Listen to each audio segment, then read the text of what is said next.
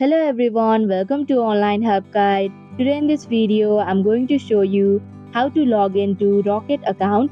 So without any further ado, let's get started. First of all, open up a web browser. Now in the search bar, type in www.rocketmortgage.com. After you come across this official page, click on the sign in option in the top right corner.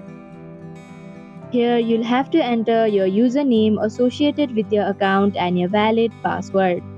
If you do not remember your username or password, then you can click on Forgot Username and Forgot Password links respectively. After entering your details, click on the Sign In button to proceed. And that is how you can log into Rocket account. Thank you for watching Online Help Guide. Hope this video was helpful. If it was, then hit the like button and comment down if you have any questions or feedback. Also, if you are new to our channel, subscribe and hit the bell icon so that you don't miss our upcoming videos.